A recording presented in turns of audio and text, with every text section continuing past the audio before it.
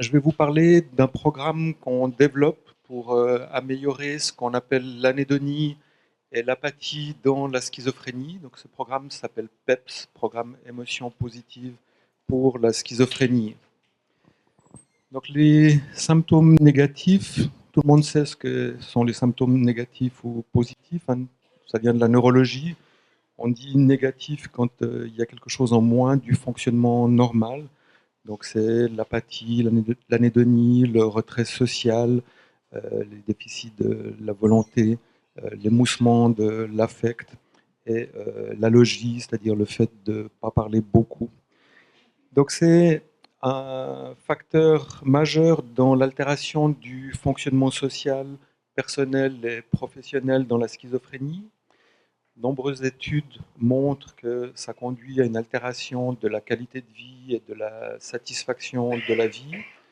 C'est la première plainte de l'entourage, hein, que leurs proches fassent peu de choses dans une journée. On n'a pas de traitement médicamenteux pour ça, hein, c'est-à-dire que les neuroleptiques n'ont pas d'action sur ces symptômes-là quand ils sont intrinsèques à la schizophrénie. Et puis, pour l'instant, on n'a pas d'intervention psychosociale ou psychologique validée. La plupart des interventions qui ont montré une amélioration sur les symptômes négatifs, c'était souvent des analyses post-hoc, donc ce n'était pas des choses qui étaient prévues. Euh, et on n'a donc pas pour l'instant d'intervention spécifique. Et puis les interventions qui ont été développées sont extrêmement longues. Par exemple, on utilise, il y a des interventions en remédiation cognitive qui montrent une amélioration sur les symptômes négatifs, mais il faut 112 heures de formation, d'entraînement des patients pour obtenir des résultats. Beaucoup d'interventions individuelles. Donc nous, on a voulu développer un programme groupal facilement accessible pour les patients. Donc dans les symptômes négatifs, il faut toujours faire attention parce qu'il y a des symptômes négatifs qui sont directement liés à la maladie, hein, et ils sont généralement plus stables, ils sont plus difficilement traitables. C'est ceux qu'on essaye de toucher avec notre programme. Et puis ces dernières années, on distingue deux sous-syndromes dans les symptômes négatifs. Un syndrome d'expérience diminuée, hein, et un syndrome d'expression diminuée. Le symptôme d'expérience diminuée est accompagné d'un moins bon pronostic, donc c'est une bonne cible d'intervention, c'est pour ça qu'on essaye d'agir là-dessus. Et puis, on a des symptômes négatifs qui ne sont pas liés directement à la maladie, qui peuvent être consécutifs à la psychose, hein, c'est-à-dire les gens euh, se replient à cause des symptômes psychotiques, on peut confondre ça avec des symptômes négatifs. La moitié des personnes qui ont une schizophrénie vont avoir une dépression, donc certains symptômes peuvent être confondus euh, avec la dépression. La déprivation sociale peut conduire, il y a certains effets secondaires des neuroleptiques qui peuvent conduire à des symptômes négatifs, comme par exemple la kinésie, qui peut être confondue avec l'émoussement de l'affect. Ils sont plus fréquents, hein, c'est plus de 50% des patients qui en ont, et c'est généralement euh, transitoire et plus facilement traitable. Donc c'est vraiment toujours très compliqué de distinguer les symptômes négatifs des autres raisons. Là, j'ai fait un petit tableau où il y a des tentatives d'essayer de voir comment est-ce qu'on peut distinguer qu'est-ce qui est lié aux médicaments, à la dépression, aux abus de substances ou aux symptômes psychotiques et comment ils peuvent être confondus avec des symptômes déficitaires de la schizophrénie. Donc ce syndrome d'expérience diminuée a un moins bon pronostic, il est associé à une moins bonne qualité de vie que le syndrome d'expression diminuée. Il est généralement consécutif à une durée de psychose non traitée qui est plus longue. Il est davantage associé à une histoire familiale de schizophrénie, donc il y a une forte charge génétique. Et puis, il est aussi accompagné du fait qu'au moment du premier épisode, le statut professionnel est moins bon. Donc, actuellement, le grand trend, la grande tendance dans la recherche sur la schizophrénie, c'est de regarder les déficits de la motivation qui sont reliés à l'effort, hein. Donc, quand vous voulez faire quelque chose, vous allez le faire pour avoir une certaine récompense, comme ici, vous éclatez au sommet d'une montagne. Mais pour arriver en haut de la montagne, vous allez devoir faire un certain nombre d'efforts. Euh, et c'est dans cette balance récompense-effort qu'on va s'engager dans une activité. Par exemple, tout le monde ici aimerait faire du fitness 2 fois par semaine. Qui c'est qui le fait? D'accord. Il y a quelques courageux. Il y a des gens qui ne sont pas conscients de l'effort. Euh, et il faut prendre une décision, puis ensuite, on doit avoir un certain nombre de ressources à disposition dans la communauté. Donc, dans la schizophrénie, au niveau des récompenses, et on va passer en revue ces quelques problèmes qu'on a, on a des problèmes au niveau de l'anticipation du plaisir et de l'effort, c'est-à-dire dans l'anticipation du futur.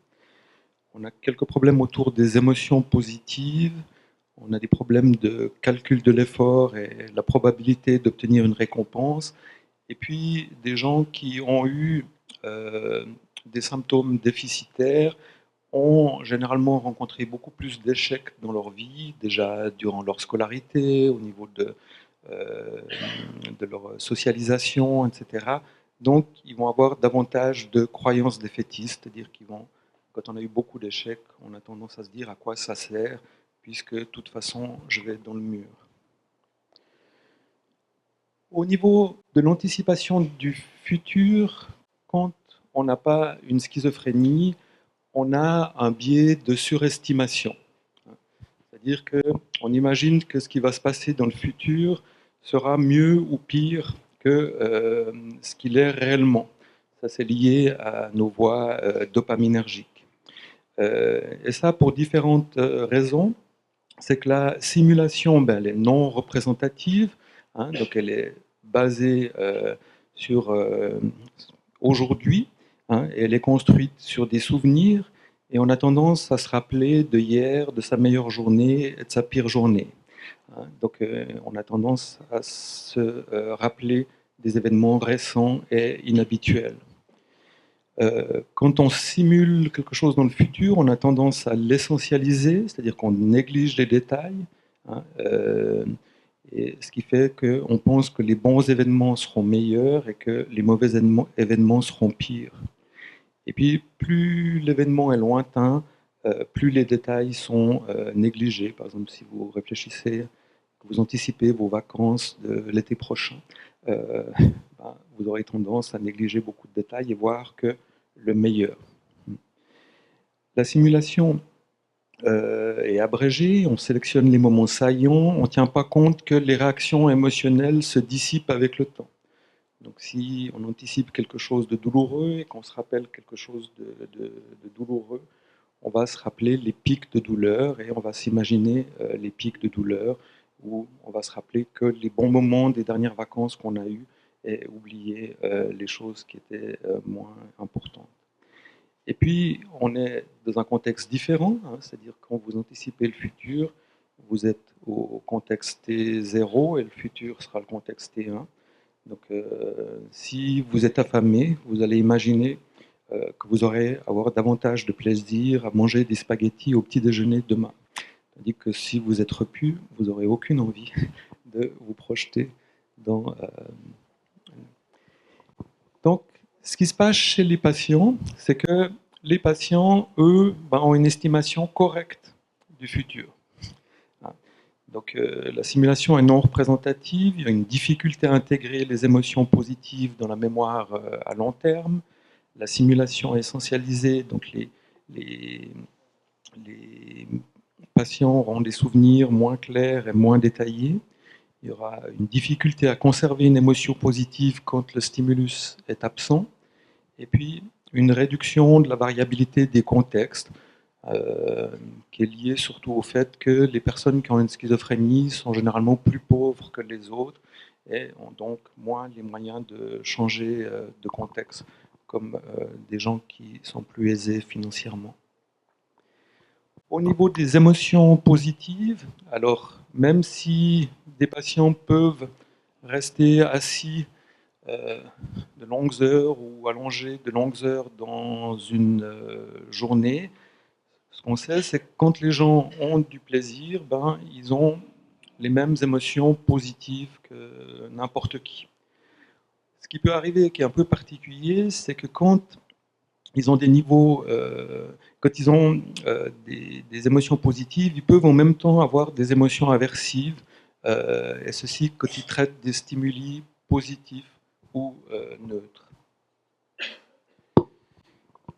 Au niveau du calcul de l'effort, les patients vont avoir tendance à moins explorer les réponses alternatives quand leur valeur est incertaine. Et ce déficit est clairement associé à l'anédonie, cette difficulté d'éprouver du plaisir.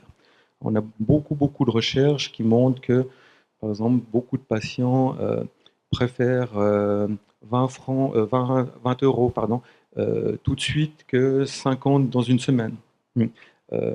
Par exemple.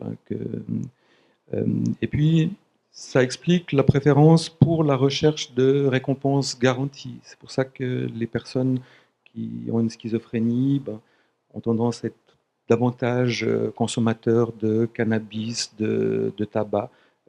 Vous êtes sûr d'avoir la récompense une fois que vous avez pris la substance. Et puis, le blocage des voies dopaminergiques réduit le désir de faire un effort pour une récompense importante.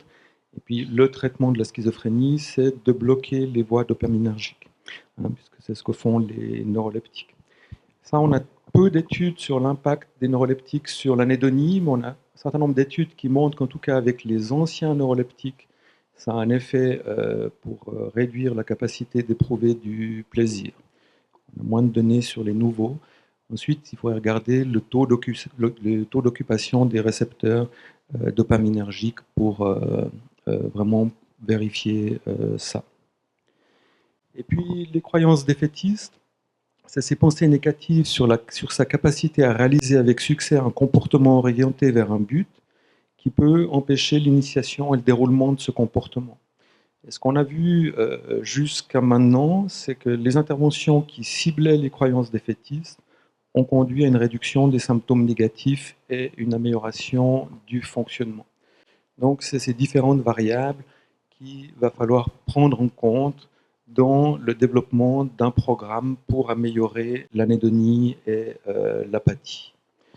La description détaillée de la construction de PEPS a été publiée là, dans Frontier in Psychiatry. C'est un journal en accès ouvert que vous pouvez télécharger gratuitement. Alors, le programme est conçu sur le modèle suivant. Quand vous voulez vous engager dans un comportement dirigé vers un but, hein, comme par exemple faire la queue au self pour avoir un repas ou décider d'appeler un copain ou une copine pour faire une sortie au cinéma, vous devez d'abord activer cette intention et cette intention, elle vient de votre mémoire, c'est là qu'elle est stockée. Le premier problème que vous allez rencontrer, c'est que pour vous engager dans ce comportement, vous devez anticiper le plaisir, anticiper la récompense. Et là, on sait que les personnes qui ont une schizophrénie ont une difficulté à anticiper le plaisir.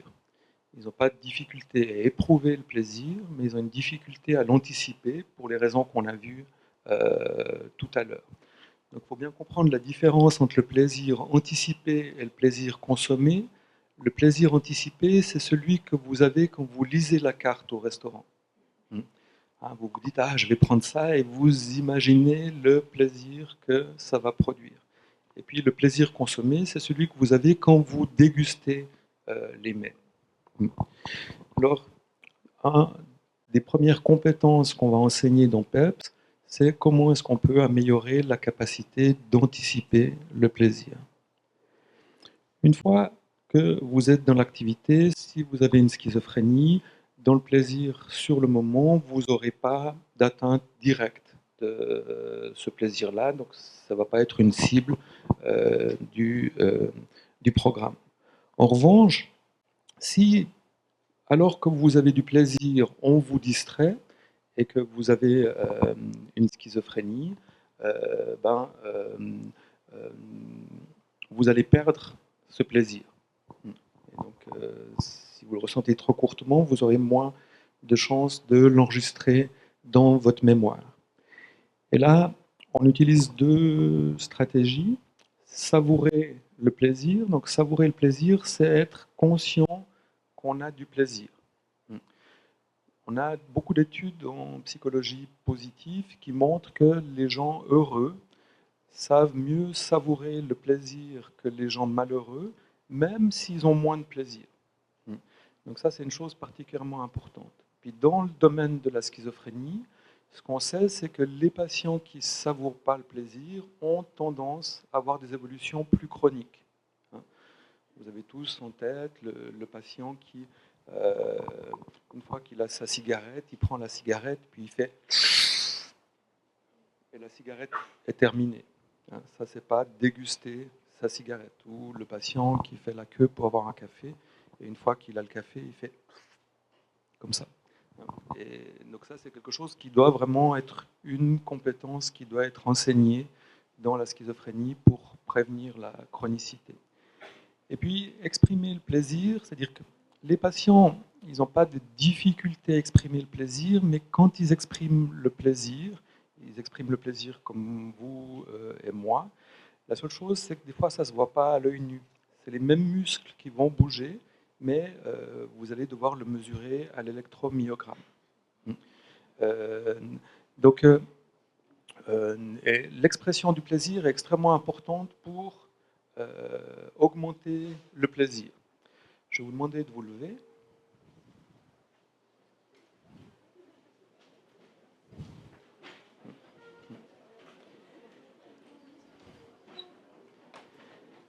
Et maintenant, vous imaginez que pour les sportifs, que vous êtes au stade et que vous avez l'OM qui est face à vous pour... hein, j'ai fait une... Ah, ok. Ou si vous êtes plutôt artistique, vous imaginez que vous êtes au concert de votre meilleur groupe de rock. Hein, et alors maintenant, on va tester deux stratégies. La première stratégie, c'est la stratégie que j'appelle la stratégie Droopy. Hein.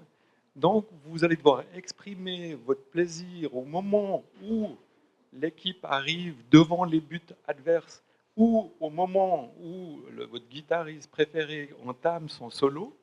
Mais vous allez utiliser la méthode Droopy et donc vous pouvez juste utiliser la bouche. Ouais. Ok. Alors maintenant, on va essayer une autre méthode.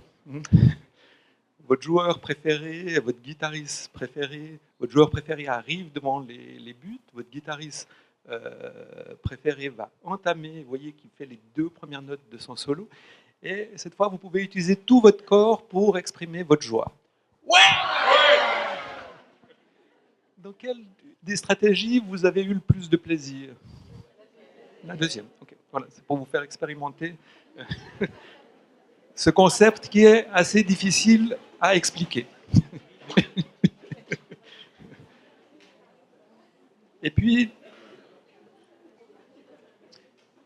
pour raviver le plaisir, alors, dans la recherche sur la schizophrénie, on a vraiment quasiment rien.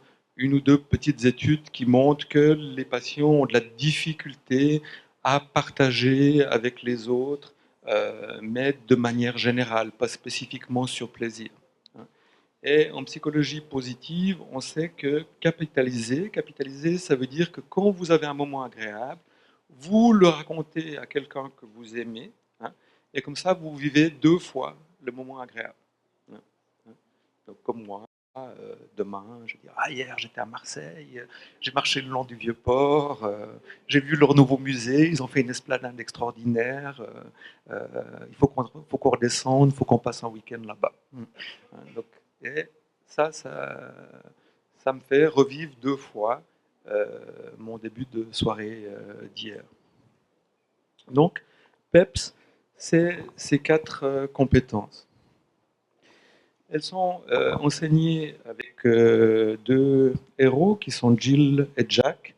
Ça, je fais revivre mon adolescence parce que c'est le Jill et Jack de Ronald Lang qui a accompagné mon adolescence. Vous avez tous lu Nœud ou Notes. Et euh, c'était mes 2 héros. Donc, ils revivent ici. Et puis alors, on va enseigner la compétence aux patients de se mettre en état de savourer. Donc, on va utiliser des méthodes de cohérence cardiaque, comme la crise de calme, les prières de sollicitude, des choses comme ça, pour se rendre disponible au plaisir et la capacité d'être conscient qu'on a du plaisir. Et puis, bien sûr, on va travailler sur les croyances défaitistes dans chaque séance et voir comment est-ce qu'on peut modifier ces croyances défaitistes. On utilise 4 grandes stratégies: se centrer sur ce qui marche, s'encourager, se donner le droit d'apprendre, réduire les exigences. Donc ça, c'est le, les compétences enseignées dans PEPS qui sont faites à travers 8 séances. Donc, une première séance sur les croyances défaitistes, ensuite une première séance sur savourer, accentuer l'expression comportementale des émotions, capitaliser et partager les moments agréables. Une deuxième séance sur savourer les moments agréables, plus centrée sur des choses du passé que sur des choses du présent, et de se souvenir de bons moments. Et puis ensuite, on entraîne à anticiper les moments agréables, anticiper les moments agréables. Et on va réviser l'ensemble des compétences. Donc, ce qui est très particulier, c'est que la dernière séance est animée par les participants. Jusqu'à maintenant, on n'a jamais eu de problème avec l'animation de cette dernière séance.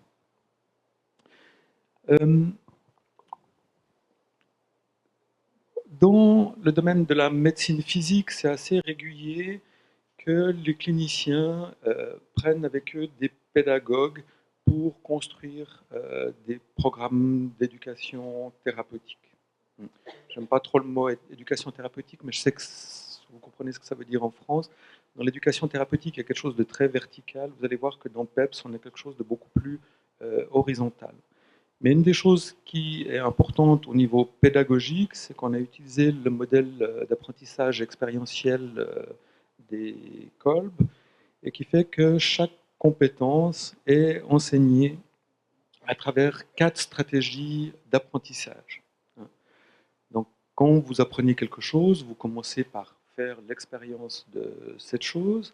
Ensuite, vous allez y réfléchir, vous allez en parler, ce qui va permettre d'expliciter et de faire passer votre expérience dans vos pensées, dans vos cognitions. Ensuite, vous pouvez développer une conception, vous pouvez développer une théorie, vous pouvez confronter ce que vous avez commencé à théoriser avec ce qui existe dans les livres.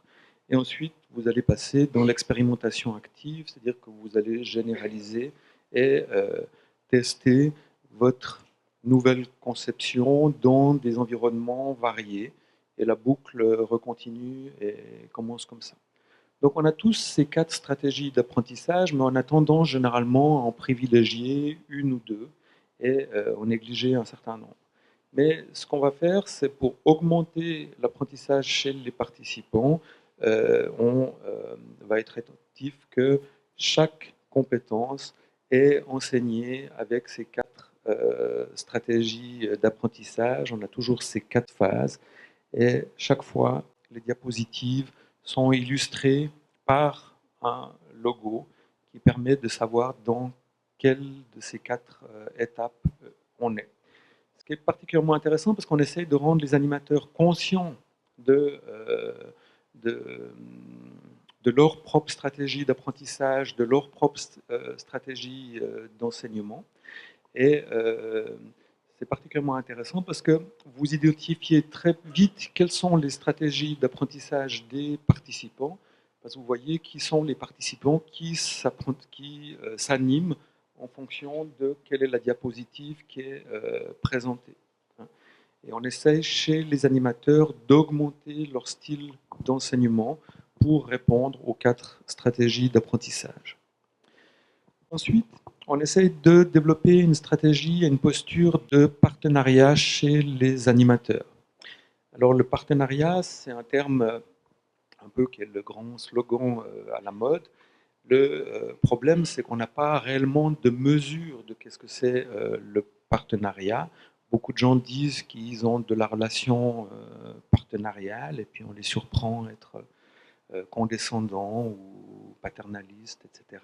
Euh, et on essaye de réfléchir et d'essayer de trouver, donc on a une autre recherche en arrière-fond, mais qui est une recherche beaucoup plus fine, où on travaille sur des vidéos pour essayer de trouver des indices de qu'est-ce que c'est cette relation de partenariat.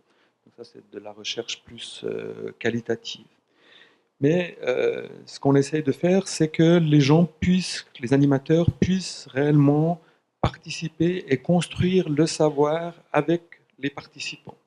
Donc ce qui est très particulier dans ce groupe, et ce qui a choqué un certain nombre d'animateurs au début, c'est que les animateurs vont participer comme les patients. Et ils vont devoir raconter leur expérience, intercession, ils vont avoir faire leurs tâches à domicile d'une séance à l'autre, raconter qu'est-ce qu'ils ont savouré, qu'est-ce qu'ils ont anticipé, et ils vont devoir dévoiler des choses sur eux. À des moments, on doit même coter le plaisir qu'on a eu. Et j'ai pas mal de patients qui ont dit ah mais ça c'est génial parce que ce qui est marrant c'est que j'ai vu que des fois j'étais plus fort que les infirmiers euh, dans la manière dont je cotais le plaisir que j'ai eu. Et puis on voit bah, les gens sont obligés de se mettre un peu à nu et vous avez une rencontre qui est plus positive. Et puis, ce qu'on a vu du côté des animateurs, qui peuvent être infirmiers, éducateurs, pères praticiens ou euh, qu'est-ce qu'on a eu, infirmiers, éducateurs, pères praticiens, on a eu toutes sortes d'animateurs jusqu'à maintenant ou psychologues. Et ben, pour eux, on leur avait appris, il ne faut pas dire des choses sur soi. Ben, c'était une révolution de voir qu'on pouvait quand même avoir une relation thérapeutique en étant humain. Donc, on essaie un peu de réfléchir comment on peut essayer de conceptualiser entre le rôle professionnel et la relation humaine, parce que vous savez très bien que si vous vous présentez pas en tant qu'être humain, vous n'allez pas avoir une bonne alliance thérapeutique, que pour certaines choses, vous devez servir de modèle pour les patients et raconter comment vous-même, vous avez dépassé des problèmes de santé, euh, notamment dans le domaine de l'observance médicamenteuse. Vous avez beaucoup d'infirmiers qui expliquent aux patients comment ils doivent prendre leurs médicaments, puis si on regarde comment eux, ils prennent leurs médicaments, c'est la catastrophe. Donc, on doit utiliser de comment, en tant qu'infirmier, on a fait pour se motiver à prendre son antihypertenseur. Les infirmiers, c'est les gens les moins observants au monde. Ils sont beaucoup moins observants que les patients. Et donc, ils doivent utiliser cette compétence qu'ils apprennent et la partager avec les patients.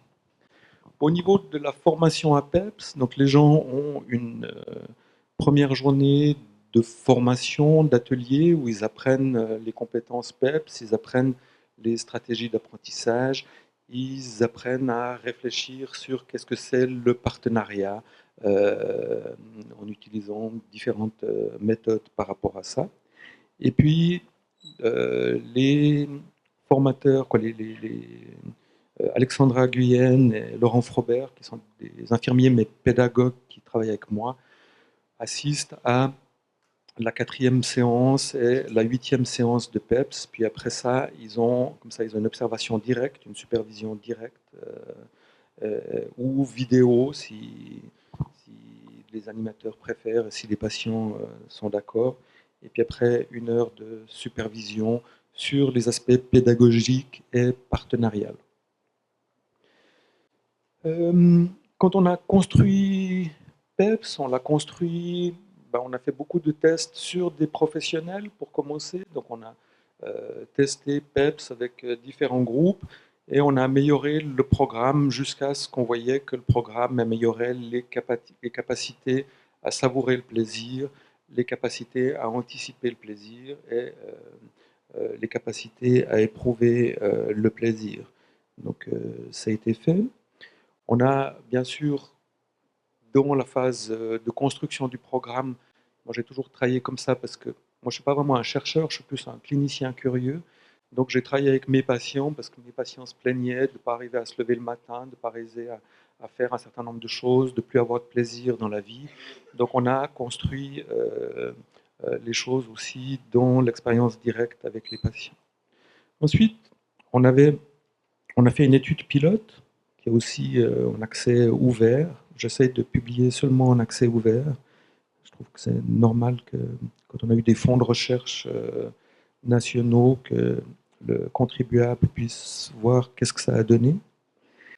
Donc là, on avait une première étude où on avait 37 participants. Donc 31 ont terminé le programme, 6 ont abandonné. Donc on avait 12 femmes pour 19 hommes. L'âge moyen était de 43 ans. La durée de maladie depuis la première hospitalisation était environ de 20 ans. Et ce qu'on a montré, c'est que le programme, en 8 séances, améliorait l'anédonie mesurée sur la SANS, l'apathie. En revanche, n'avait, comme on avait prévu, puisqu'on n'avait pas agi directement sur les symptômes comme l'émoussement de l'affect ou l'allergie, peu d'impact par rapport à ça. Ce qui est intéressant, c'est qu'on a des tailles d'effets. Hein, vous savez que quand on vous présente des résultats statistiques, il y a deux choses. Il y a le résultat, s'il est significativement, statistiquement significatif, il doit être plus petit que 0,05. Ça, c'est juste un calcul de probabilité. Hein. On peut avoir 100 personnes qui améliorent leur dépression d'un point sur une échelle à 30 points. Ça sera significatif, mais ça n'a pas d'intérêt clinique parce que ça ne va pas changer leur vie. Donc maintenant, de plus en plus, on doit donner la taille d'effet. Et là, on voit qu'on a des tailles d'effet de 0,5, de 0,57 qui sont supérieures à toutes les tailles d'effet qu'on a trouvées jusqu'à maintenant dans les symptômes négatifs et les traitements qui améliorent les symptômes négatifs. Donc ça s'appelle une taille d'effet modérée. En revanche, on a une taille d'effet forte pour la dépression. Donc le programme a une action sur la dépression. On a essayé de regarder quel était l'impact. Parce qu'une des critiques qu'on m'avait fait à cette étude, c'était de me dire oui, ceux qui avaient peu d'adénonie sont améliorés et ceux qui en avaient beaucoup ne se sont pas améliorés. Alors on a découpé l'échantillon, ça n'a pas encore été publié, mais ce qu'on voit, c'est qu'on a des tailles très fortes sur l'anédonie et des tailles fortes pour l'apathie chez les gens qui étaient très anédoniques ou très apathiques. Alors ensuite, on a soumis au Fonds national suisse de la recherche scientifique, c'est notre grand fournisseur d'argent pour la recherche, c'est un fonds difficile à obtenir. On était 5 personnes qui ont fait cette, je ne sais plus comment on dit en français, application. C'est marrant parce que comme on dit toujours, c'est tous ces trucs, ça se fait en anglais. Ma candidature, voilà. Donc on avait postulé avec Alexandra, Yanis McCluskey, qui est un père praticien qui travaille avec moi, donc un médiateur santé-père, qui est aussi sur un poste conjoint, clinique et recherche avec moi, Philippe Gaulet, qui est psychologue, et Charles Bonsac, qui est mon compère depuis des années, qui est le psychiatre avec qui je travaille, et qui on développe des choses dans le domaine de la psychiatrie sociale.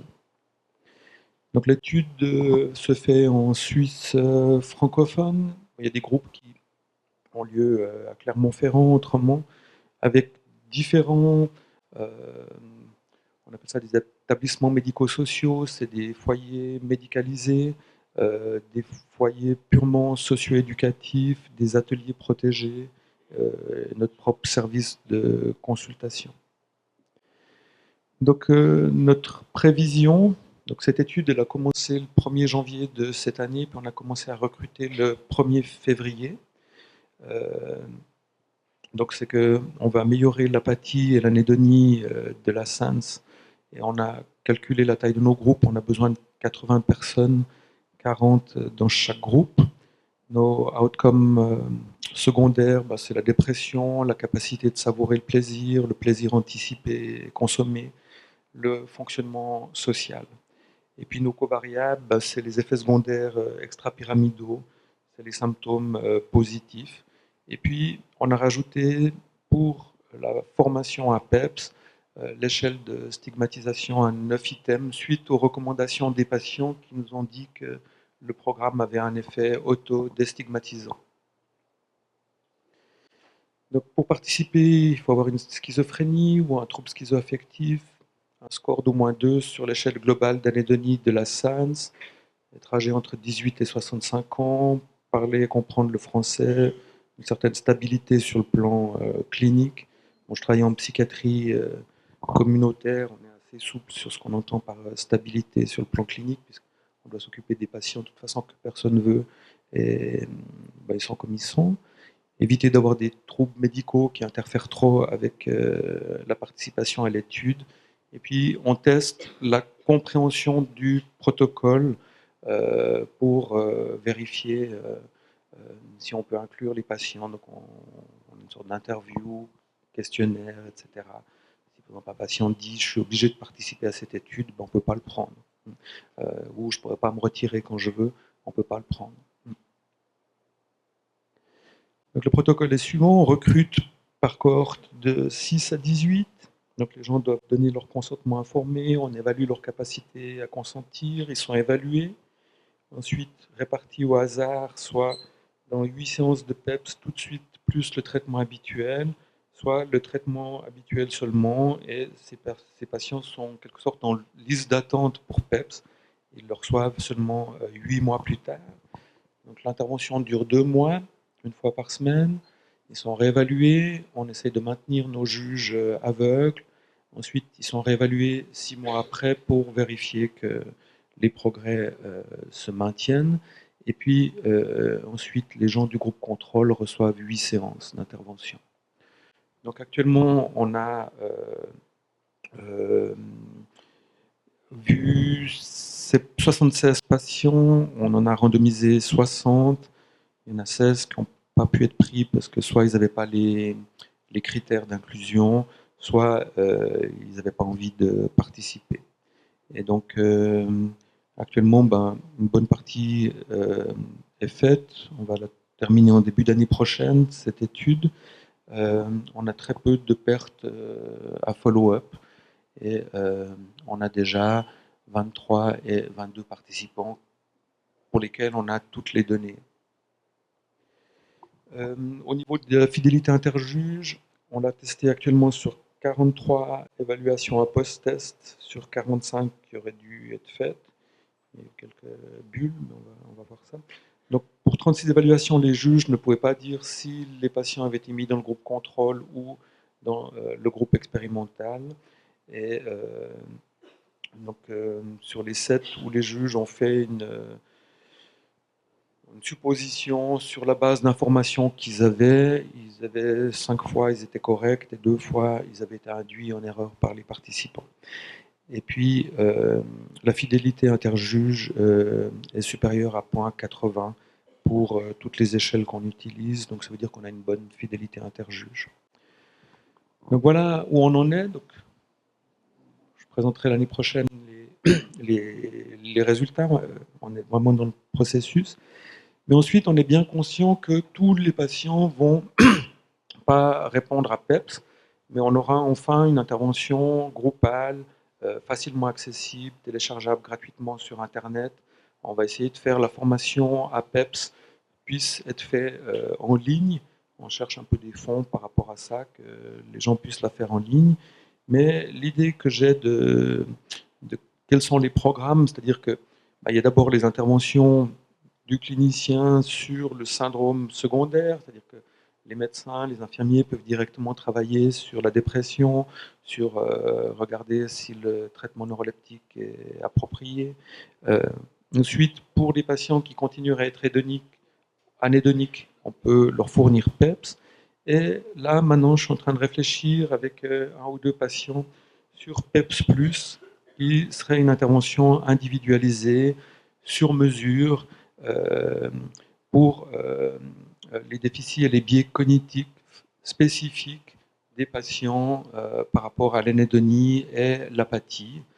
La deuxième raison aussi pourquoi on fait un programme individualisé, parce que j'ai une forte demande d'intervenir dans le milieu pénitentiaire. Et dans le milieu pénitentiaire, c'est très très difficile d'organiser des groupes, hein, parce que vous avez des patients qui sont dans des quartiers de basse sécurité, haute sécurité. Vous ne pouvez pas faire monter quelqu'un de basse sécurité en haute sécurité pour assister à un groupe. Vous ne pouvez pas faire descendre de quelqu'un de haute sécurité en basse sécurité pour participer à un groupe. Et puis les patients, on n'a pas des unités spécialisées en prison. Donc, vous devez vous organiser avec tellement de monde qu'on s'est dit, ben, on va faire une intervention individualisée pour ces gens. Et donc là, on a construit ça sur le processus de régulation des émotions qui avait été développé par Gross, puis qui a été repris par Koidbach, hein, qui est un psychologue de Liège, hein, qui montre que dans la régulation des émotions, il y a tout un certain nombre de moments, d'étapes dans la séquence où on va voir des stratégies de régulation des émotions. Et si vous souffrez d'une schizophrénie, ben, vous devez être meilleur que la population générale dans la régulation du plaisir si vous avez une anédonie. Comme les pompiers doivent être meilleurs dans la gestion du feu que les non-pompiers. Donc ça, c'est toujours la stratégie que j'ai développée dans le développement des traitements psychosociaux que j'ai développés jusqu'à maintenant. Donc par exemple, si vous voulez inviter une amie pour un repas au restaurant, ça c'est votre situation que vous avez sélectionnée, euh, ben vous y allez. Ensuite, vous avez un premier point qui est important, c'est qu'on peut modifier la situation, hein. Donc, vous pouvez demander la table près de la cheminée parce que vous pensez que ce sera un peu plus romantique, ou la table qui est près de la fenêtre qui domine la baie de Marseille.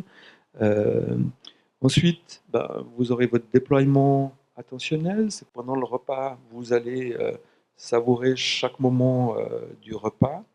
Ensuite, vous avez les changements cognitifs, c'est réaliser la chance que vous avez, de vous dire ah mais quelle chance j'ai d'être avec la personne que j'aime en face de moi, etc. Et puis ensuite, vous avez la modulation de la réponse. La personne que vous avez invitée peut exprimer son contentement. Euh, et puis, vous vous exprimez le vôtre et remarquant votre joie, votre partenaire vous propose un nouveau rendez-vous.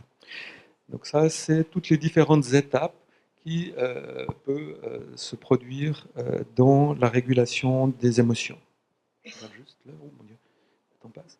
Et donc ça peut être fait avant, pendant et après. Dans la schizophrénie, c'est très important tout l'aspect d'anticipation. Donc on a beaucoup de choses au niveau de l'avant.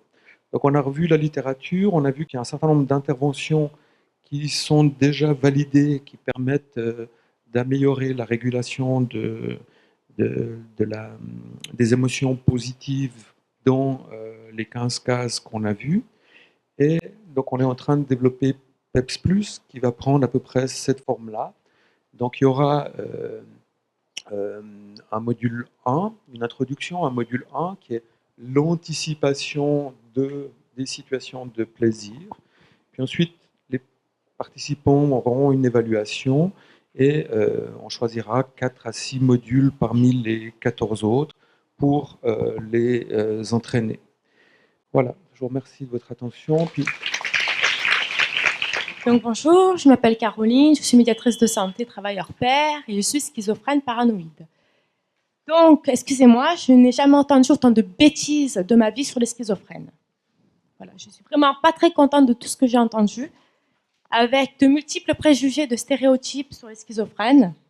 Donc, pas d'effet de traitement pharmacologie, statut professionnel moins bon, anticipation du futur très improbable, croyances défaitistes, pic de douleur, affamé, spaghetti au petit déjeuner, statut de précarité, qu'est-ce que vous avez dit aussi? Consommateur de cannabis, de tabac, c'est une récompense. Croyances défaitistes, pensée négative, pas d'attente du plaisir. Le patient schizophrène boit plus vite son café que d'autres personnes et fumerait sa clope plutôt plus vite que d'une autre personne. Et à plusieurs reprises, vous avez clairement séparé eux et le reste de la population qui n'ont pas d'effet de schizophrénie. Voilà, donc moi je suis vraiment, mais pas du tout satisfait de tout ce que j'ai entendu. Hein. C'est-à-dire que vous placez la personne schizophrène en tant qu'objet de recherche, et c'est avant tout un être humain schizophrène. C'est pas tout ce que vous avez nommé depuis tout à l'heure. Donc vous minimisez les ressources des personnes. Depuis ce matin et depuis hier, on parle de rétablissement, recovery empowerment. Et là, je suis désolée, je ne retrouve pas tous ces principes dans votre recherche. Voilà. Donc c'est une expérience de vie la schizophrénie, monsieur. Hein, il faut arrêter de réduire le schizophrène à une maladie ou à une pathologie mentale. D'accord? Donc voilà. Moi, j'ai fait la remédiation cognitive. Moi, j'ai fait de la psychoéducation. Moi, j'ai quand même travaillé. J'ai eu des expériences professionnelles, même pendant ma schizophrénie. Donc, tout ce que j'ai entendu, moi, je ne m'y retrouve pas. Et je pense que beaucoup de schizophrènes ne s'y retrouvent pas non plus. Voilà. Merci, Caroline. Alors, je suis bien conscient là, que je suis à un congrès sur le rétablissement. Donc moi, je suis, je pense, le premier francophone qui ait parlé du rétablissement. J'ai écrit un article il y a plus d'une dizaine d'années avec Dominique Scheder, qui est un bon ami à moi, qui a une schizophrénie, qui donne des cours avec moi. Alors, vous prenez tout en vrac comme si ça vous était adressé personnellement à vous. Si on veut faire améliorer les soins chez des personnes qui ont une schizophrénie, on est obligé de faire de la recherche un peu spécifique. Toutes les données que j'ai basées, je suis désolé, sont des données qui sont basées sur la recherche qui a été faite. La chose nouvelle qu'on fait actuellement, c'est que dans la recherche, on a des personnes qui ont une schizophrénie qui participent. Et dans le comité de recherche, j'ai plusieurs pairs praticiens, j'ai plusieurs patients qui ne sont même pas pairs praticiens, qui participent à la recherche. Alors je ne voulais pas vous vexer, je n'ai pas parlé de généralisation, je crois que j'ai été assez prudent sur mon langage. Il me semble que vous avez sélectionné des items comme que c'est vous qui avez plutôt fait cette généralisation que moi. Et je suis désolé que vous l'ayez pris comme ça. Non, c'était juste pour vous dire que les schizophrènes ne se limitent pas à tout ce que vous avez dit. Non, donc, bien sûr que non. Voilà, moi je parle de l'anédonie. Attendez, les travailleurs pairs là, qui ont participé à votre recherche, qu'est-ce qu'ils ont fait en fin de compte? Alors, ce qui est nouveau dans la recherche, c'est que quand moi j'ai commencé en psychiatrie dans les années 80, on travaillait encore, il y avait des grands dortoirs de 30 patients. On nous demandait de travailler à la chaîne. J'ai toujours refusé de travailler à la chaîne. J'ai tenu tête au cadre infirmier de l'époque. Ensuite, j'ai continuellement développé des programmes, toujours avec l'aide de participants. Et à mon avis, le grand progrès qu'on a, c'est que pendant longtemps, on a traité la schizophrénie comme un problème global. Et ce qui s'est passé ces dernières années, on a assez bien réussi pour la psychose, les hallucinations, les idées délirantes. C'est à partir du moment où on a traité les choses symptôme par symptôme, on a nettement amélioré. Maintenant, on peut très facilement guérir les gens des hallucinations auditives, des idées délirantes. Un des problèmes qu'on avait, c'était le syndrome déficitaire qui était traité globalement. Et c'est pour ça que maintenant, on cible les choses symptôme par symptôme, parce qu'on pense que là, on a une voie pour améliorer des traitements qui permettent la guérison. Il y a un certain nombre de patients qui, en effet, ne sont pas au stade de développement et de croissance dans lequel vous êtes. Il y a beaucoup de patients qui subissent la schizophrénie, qui ne le vivent pas comme une expérience constructive. Vous êtes dans un processus de rétablissement, vous êtes en avance. Il y a des patients, quand ils sont au tout début du problème, ils subissent ça comme des victimes. Je le sais très bien, je travaille moi-même avec mes pairs. Donc, je sais très bien où on est schizophrène et où il n'en est pas. Mais moi, je trouve votre discours très réducteur. Je suis désolée. C'est trop limite pour moi. Voilà, c'est limite. Ben, votre recherche, je trouve que vous avez. Je suis désolée, hein. C'est pas vous, hein, mais pour moi, franchement, non. Voilà. C'est moi. Je suis désolé, madame Caroline. C'est moi. Vous pouvez m'appeler Jérôme. C'est moi qui ai décidé de faire ça, qui ai obtenu ces fonds. C'est un fonds de recherche où, quand vous soumettez, hein, vous avez 90% de possibilités d'exclusion. Donc ça veut dire qu'on a été revu par des pairs internationaux qui ont dit que c'était une bonne recherche. J'ai publié une première étude il y a 6 ans sur la capacité d'anticiper le plaisir. On avait 5 participants qui avaient participé à cette étude.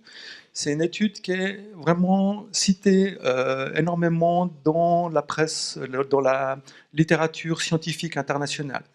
Alors, moi, je pense que je me base sur des données qui sont très larges. Vous vous basez sur des données personnelles de ce que vous avez rencontré.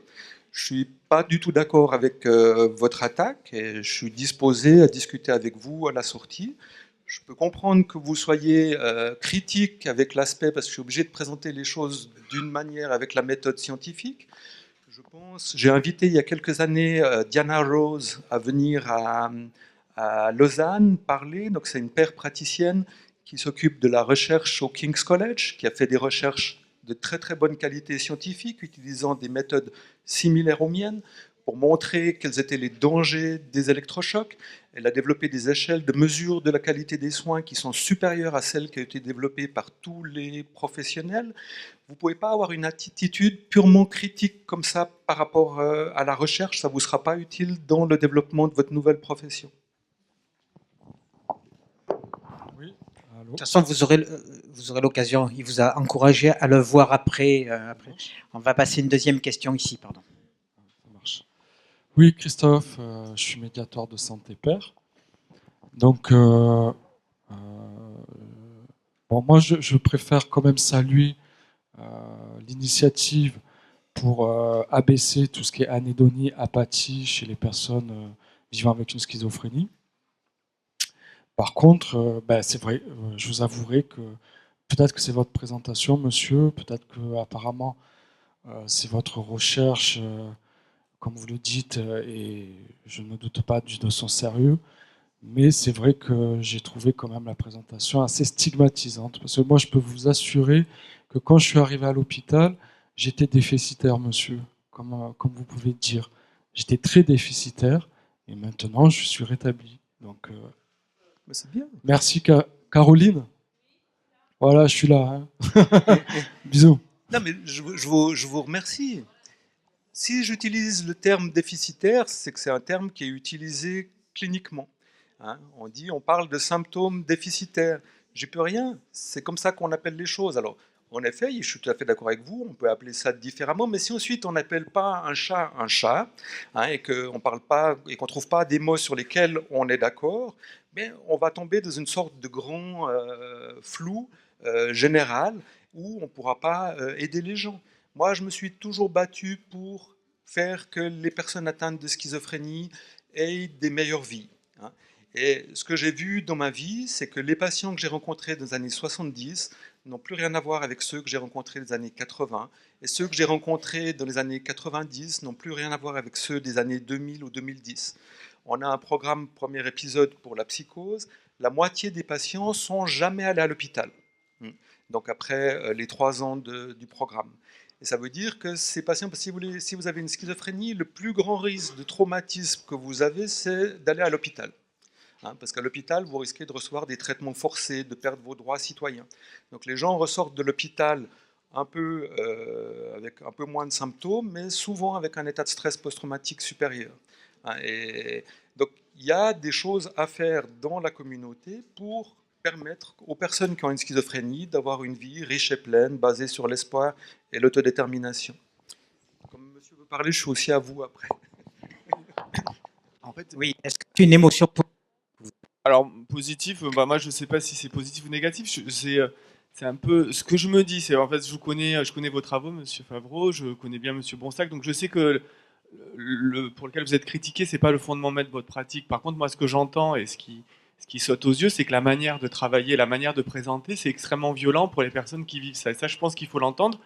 Et dans un congrès où on parle d'innovation, je pense que vos techniques sont innovantes, mais la manière de les mettre en application et de les tester ne le sont pas du tout. Et alors là, vous partez du principe qu'on ne peut pas faire autrement. Moi, je ne sais pas. On peut peut-être faire de la recherche autrement. On peut peut-être utiliser d'autres mots. Non, mais en tout cas, c'est peut-être que je vous ai mal compris. Mais je pense qu'on peut faire de la recherche autrement, en utilisant d'autres mots. Parce que voilà, là, je crois que c'est un retour de terrain que vous prenez en direct et que je pense qu'on peut l'entendre et on ne peut pas juste dire oui, mais c'est comme ça parce que sinon, ça va être un brouhaha. Il faut s'entendre sur les termes. On peut s'entendre sur les termes, mais on peut aussi les changer les termes peut-être. Oui, ça je suis d'accord et j'ai changé, je pense, beaucoup de termes qui étaient utilisés dans le long de ma carrière. Il y a une chose qui est un peu paradoxale dans ce qui se passe maintenant.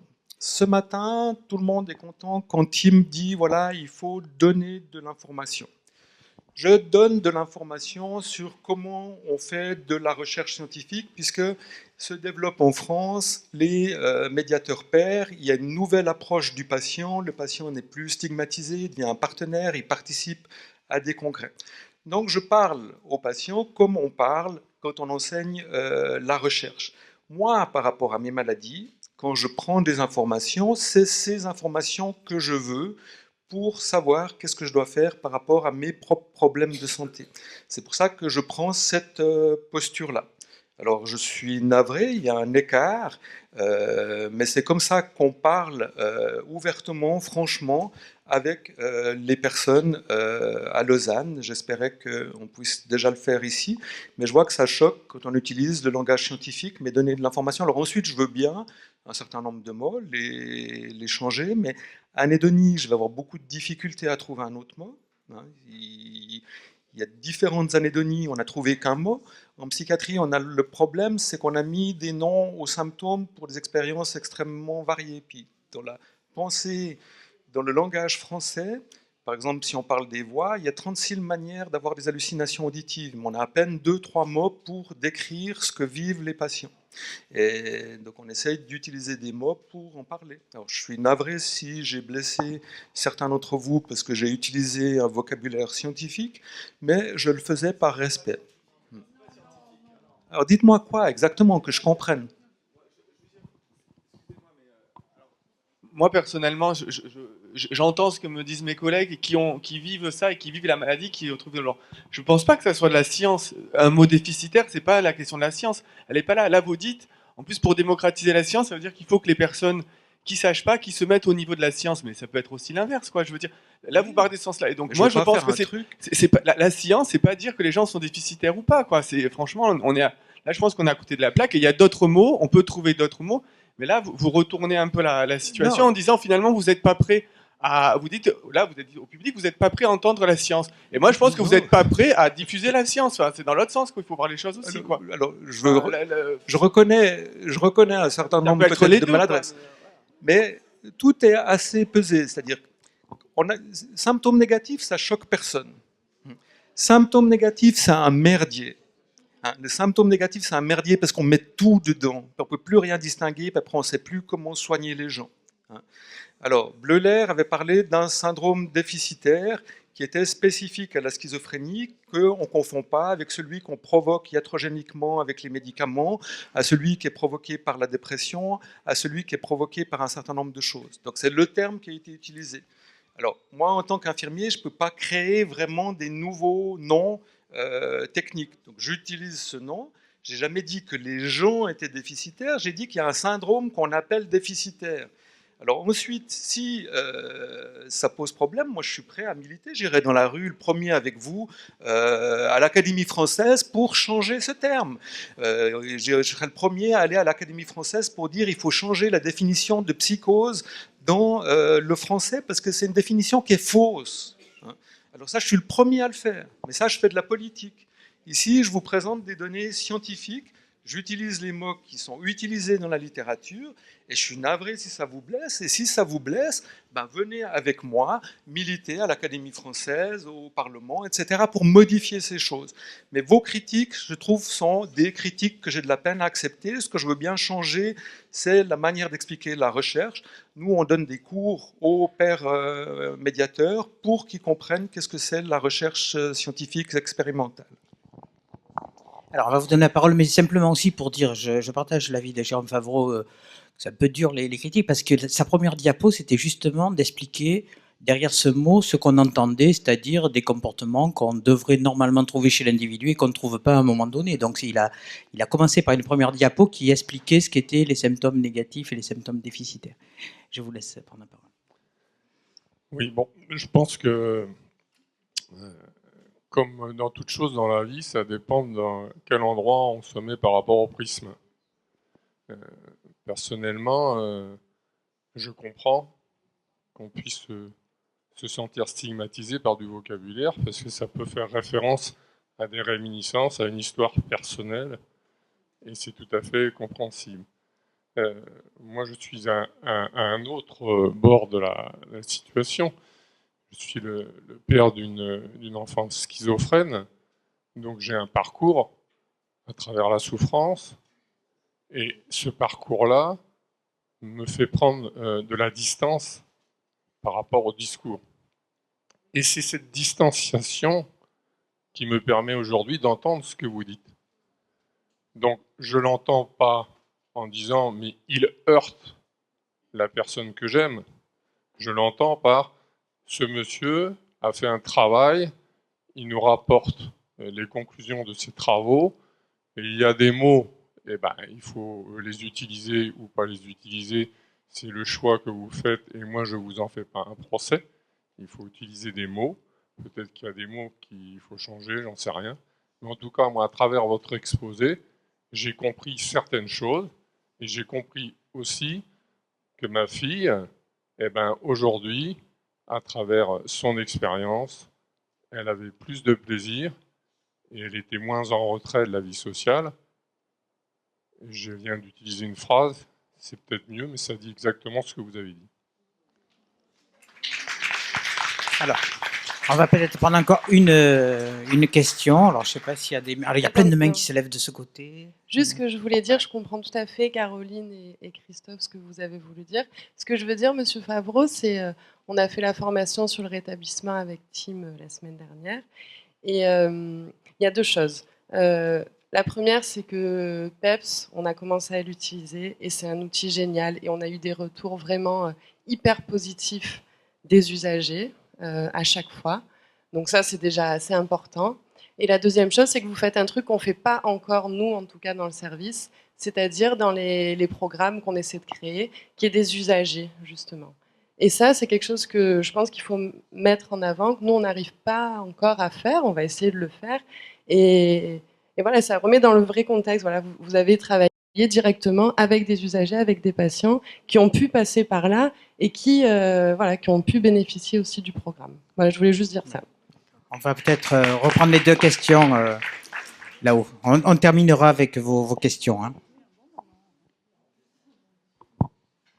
Alors, c'est là-haut, c'est là.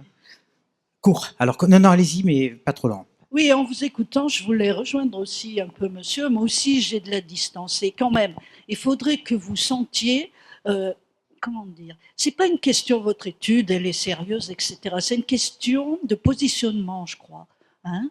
Un schizophrène, c'est un être humain dans toute son... Un schizophrène, ça n'existe pas. On ne peut pas être schizophrène, c'est une erreur diagnostique. Oui, mais c'est pas à moi que vous allez dire ça. Ma mère était schizophrène. Alors laissez-moi parler. Hein. C'est un être humain, je veux dire, qui complexe, qui peut se sentir agressé dans son humanité à travers ce que vous dites. Je crois que c'est ça. C'est pas tellement l'étude qui, ma foi, est ce qu'elle est. C'est la distance et le positionnement. Ça, je crois que vraiment... et puis cette espèce de suffisance de la science et du scientifique, je veux dire, c'est... voilà, moi je comprends la réaction de ces jeunes gens. Alors je suis désolé si j'ai paru suffisant. je vous demande de m'excuser pour ça. Ouais. Ouais. Oui, bonjour, Philippe Bagnier, je suis infirmier à l'hôpital de la Conception et je travaille avec une collègue justement sur le ressenti des émotions avec des patients qui souffrent d'anédonie et en les confrontant à l'art contemporain et en travaillant justement sur les émotions. Et ce qui m'a surpris, notamment dans le programme, la présentation du programme PEPS, c'est que vous décrivez l'émotion en la réduisant au plaisir. Et moi, nous travaillons avec la théorie de Plutchik, et notamment, dans les émotions, il y a la joie, donc le plaisir, mais aussi la peur, le dégoût, la colère, la tristesse, la surprise, la confiance. Alors, est-ce que dans le programme PEPS, vous travaillez aussi avec ces autres émotions qui font partie Non. Alors PEPS est construit pour améliorer la motivation. Donc on va travailler qu'avec les émotions positives. Je vais travailler avec les émotions négatives, bien sûr, quand je m'occupe de personnes qui ont des hallucinations auditives, des idées délirantes. Là, on va beaucoup travailler avec les émotions comme la peur, la colère, le dégoût, la honte, ou bien je m'occupe beaucoup de patients qui ont une schizophrénie et des stress post-traumatiques, où là, on a beaucoup le dégoût, etc. Mais avant, quand moi j'ai commencé en psychiatrie, la conception, c'était de faire des longs programmes, puis on disait aux patients, voilà, on va faire un programme où on va vous suivre pendant les 30 prochaines années. Et j'étais un des premiers quand j'ai introduit le module d'éducation au traitement neuroleptique. C'était la première fois dans la fin des années 80 où on s'est dit, ben, faisons des programmes courts pour que les patients puissent devenir des interlocuteurs fiables de leur psychiatre et qu'ils puissent négocier avec eux la dose de neuroleptique optimale. Et puis j'ai tendance à aller vers des programmes de plus en plus courts, en 8 séances, parce qu'on voit que là, la plupart des patients vont suivre le programme. Et c'est bien d'avoir un programme où on a des taux de participation de 80 à 100%, plutôt que des programmes où on a des taux de participation de 20%. Et donc je fais des programmes très ciblés. Mais je travaille bien sûr beaucoup, la plupart de mes patients, surtout je m'occupe beaucoup de patients qu'il faut aller chercher à la rue, qu'il faut aller chercher chez eux, qui sortent plus de chez eux. Et là, l'émotion principale, c'est la peur. Et donc, j'ai des programmes pour traiter la peur.